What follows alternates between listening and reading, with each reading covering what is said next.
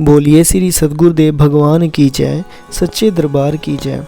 गुरु प्यारे साधकों, 2 दिवस से हम जो कथा व्यास होते हैं उनके दिव्य अनुभवों को श्रवण कर रहे हैं। आज फिर हम उसी श्रृंखला का एक और अनुभव आप सबके साथ साझा कर रहे हैं।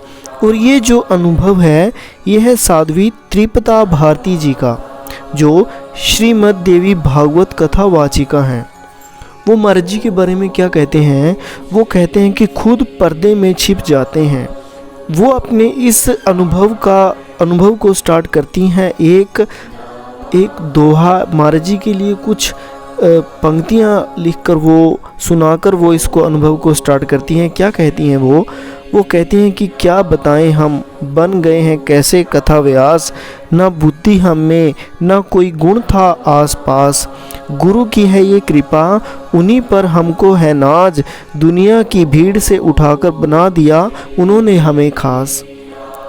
साध्वी त्रिपता भारती जी लिखती हैं कि जब से गुरु महाराज जी ने मुझे कथा वाचने की सेवा दी, तब से एक प्रश्न के आगे सदैव मुझे निरुत्तर होना पड़ा। जानते हैं वह कौन सा प्रश्न था? यह था कि आप कथा व्यास कैसे बने। लेकिन निरुत्तर मैं इसलिए नहीं होती क्योंकि मेरे पास इस प्रश्न का कोई उत्तर नहीं है, बल्कि इसलिए कि जो उत्तर मेरे पास है उसे शब्दों में व्यक्त कैसे करूं। जब भी इस प्रश्न का उत्तर देने के लिए मैंने वाणी का आश्रय लेना चाहा तो कंठ को मूक ही पाया। ना शब्द बचे, ना कलम, ना कागज, ना वाणी। अपनी एक ऐसी दशा देखकर मुझे अक्सर मिस्टर निवेदिता के जीवन की वह घटना याद आ जाती है, जब उन्होंने अपने गुरुदेव की महिमा एक सखी को बताने के लिए लिखना आरंभ किया कि अगर मेरे जीवन में गुरुदेव ना आए होते तो, और उसके आगे उनकी कलम ना बढ़ी ना शब्द आगे बढ़े तो बस आंसू जो आँखों से निकलकर कपोलों पर सज गए।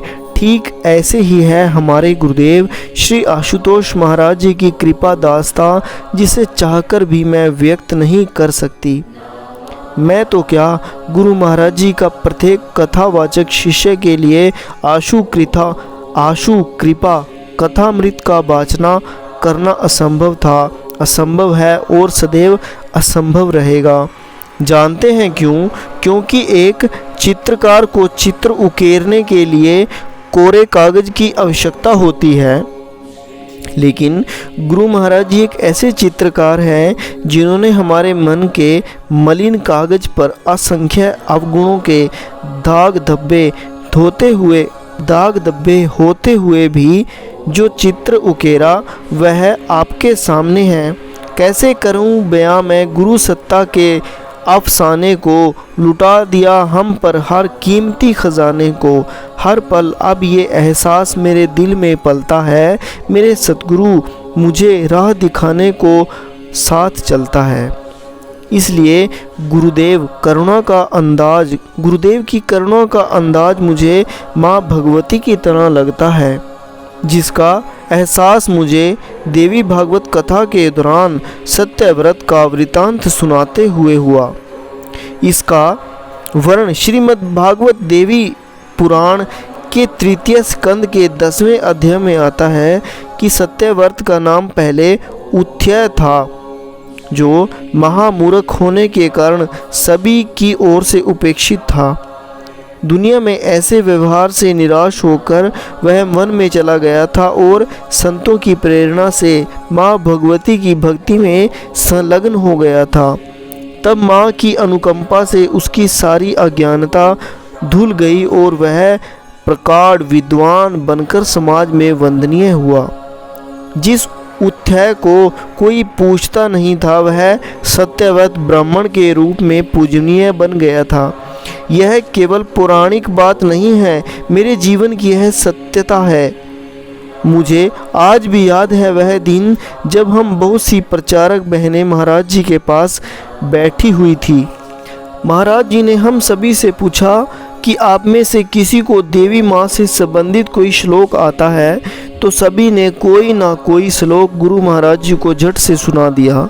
लेकिन एकमात्र मैं ही थी जो सिर झुकाए चुपचाप बैठी और सोचती रही कि मैं कुछ करने के योग्य ही नहीं हूँ। शायद उस समय मुझे इस बात का बोध ही नहीं था कि जिनके सामने बैठकर मैं यह सब सोचने का दुस्साहस कर रही हूँ उनसे कुछ नहीं छिपा रहता।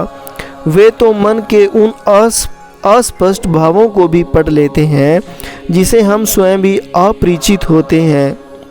महाराज जी ने मेरे गिरे हुए आत्मबल को बढ़ाने के लिए मुझे कहा कि क्या तुम्हें कोई श्लोक नहीं आता? मैंने धीरे से कहा, नहीं महाराज जी। महाराज जी ने कहा, तो ठीक है, तुमने देवी भागवत कथा करनी है, आशीर्वाद।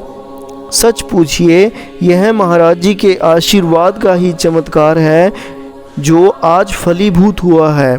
अगर मैं अपनी ओर से देखूं तो विद्वान तो क्या, मेरे तो गले में कुछ बोलने तक की भी क्षमता नहीं थी। डॉक्टरों का कहना था कि आपके गले की बनावट ज़्यादा बोलने के लिए नहीं हुई है। अधिक बोलने पर आवाज़ सदा के लिए जा सकती है। और एक दिन महाराज जी ने पूछा, क्या कर रहे हैं डॉक्टर? क्या कह रहे हैं डॉक्टर? मैंने कहा, डॉक्टर क्या कह रहे हैं, डॉक्टर कह रहे हैं कि मेरा गला बोलने के लिए नहीं बना है। महाराज जी ने खिलखिलाकर हंसते हुए कहा, उन्हें क्या पता, यह गला तो बना ही सत्य के प्रचार के लिए है, इसे कुछ नहीं हो सकता। तुम बोलोगी ही नहीं बल्कि धारा प्रवाह देवी कथा भी करोगी। यह सत्य कहूँ, अगर गुरुदेव का वरदान ना होता तो यह आवाज़ कब की दफन हो जाती। रचना कभी रचयिता से महान नहीं होती, इसलिए यही कहूँगी कि महान हम नहीं हैं, गुरु कृपा है जो अयोग्य को भी योग्य बना दिया करती है। जैसे माँ भगवती का हृदय सदैव ममता से छलकता है, उसकी दृष्टि अपने दीनहीन भक्तों को ढूंढती है, वैसे ही गुरुदेव स्वयं पीछे रहकर अपनी संतानों को आगे बढ़ाकर ही खुश होते हैं।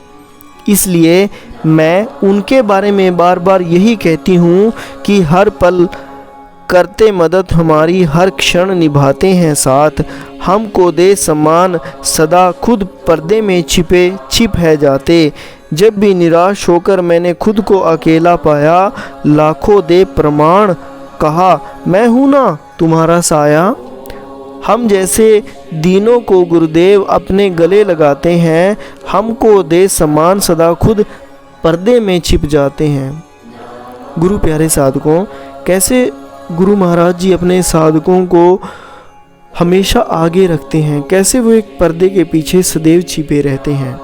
आज हमने कुछ ऐसा ही इस अनुभव के माध्यम से श्रवण किया कि गुरुदेव लेखनी को भी बदल देते हैं। जिस बहन जी को डॉक्टरों ने कह दिया था कि आपका गला ज़्यादा बोलने के लिए नहीं है, क्योंकि अगर आप ज़्यादा बोलोगे तो आपकी आवाज़ तक जा सकती है, गुरु महाराज जी ने उनसे धारा प्रवाह देवी कथाएं करा दी।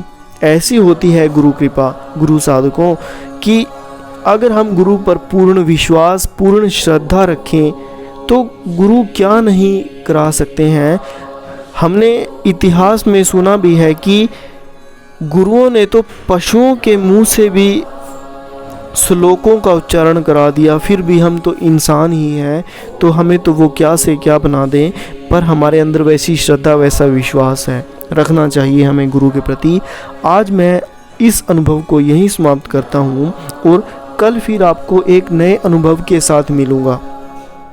और गुरु महाराज जी की कृपा से आपके जीवन में भी चेंज आए, आपके जीवन में भी उनकी कृपा आप प्राप्त कर सकें, इसी के साथ और आप नित्य ध्यान करें। इसी के साथ मैं इस अनुभव को यहीं विराम देता हूँ। तो बोलिए श्री सद्गुरुदेव भगवान की जय, सच्चे दरबार की जय।